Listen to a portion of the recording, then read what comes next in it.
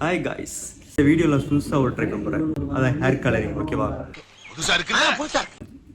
இப்போ தோணிட்டு இருக்கோம் ஏதாவது டிஃப்ரெண்டாக பண்ண நல்லா இருக்கும் சொல்லிட்டு கலர் பண்ண எப்படி இருக்குன்னு தோணுச்சு. ஓகேவா?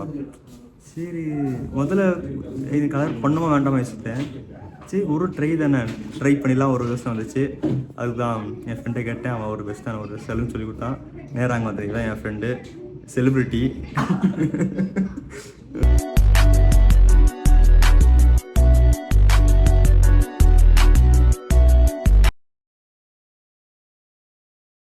இன்னொரு முக்கிய விஷயம், இது ரிசல்ட் எப்படி இருக்கு எனக்கு சத்தியமாக தெரியாது. நல்லா இருக்குமோ இல்லையோ, காமெடியாக இருக்குமோ இல்லையோ, ட்ரை பண்ணோம். இன்ட்ரெஸ்ட் இருக்கா, ட்ரை பண்ணோம், அவ்வளோதான். எனக்கு ஒன்று இன்ட்ரெஸ்ட் வந்துச்சுன்னா அது ட்ரை பண்ண நல்லா இருக்கும். ஓகேவா?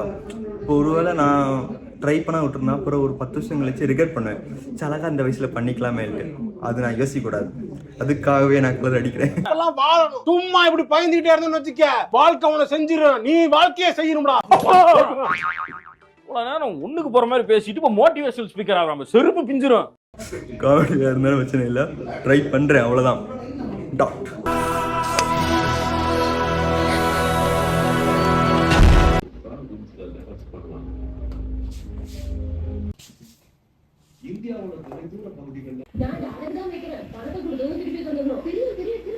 ஹாய் காய்ஸ், நான் கலர் அடிச்சுட்டேன்.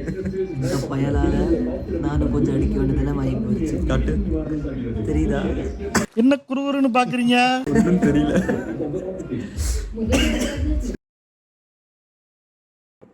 ஏய் காய்ஸ், இது கலர் பண்ண பிறகு ஓகேவா, அங்கே வீடு எடுக்கலாம்னு நினச்சேன், மறந்துட்டேன்.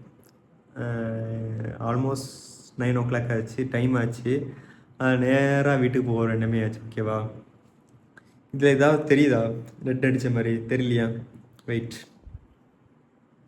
இப்போ தெரியுது பார்த்தீங்களா மேலே?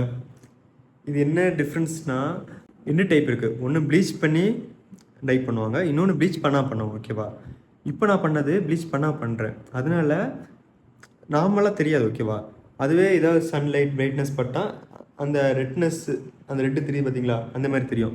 அது இது ப்ளீச் பண்ணி பண்ணால், இப்போ நான் எந்த இடத்துல பண்ணியிருக்கோம் அதெல்லாம் ரெட்டாக தெரியும்.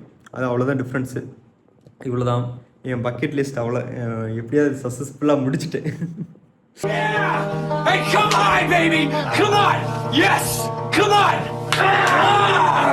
இது ஒரு டிஃப்ரெண்டான பக்கெட் லிஸ்ட் தான். யோசித்தேன் பண்ணலாமா, ஒரு ஐடியா, எஸ்ஆர்னோ பண்ணலான்னு. சரி, ஒரு ட்ரை. இது பிடிச்சிக்க கட்டாம் பெருசாக இல்லை, ஒரு ட்ரை தானே, பார்த்துடலாம்.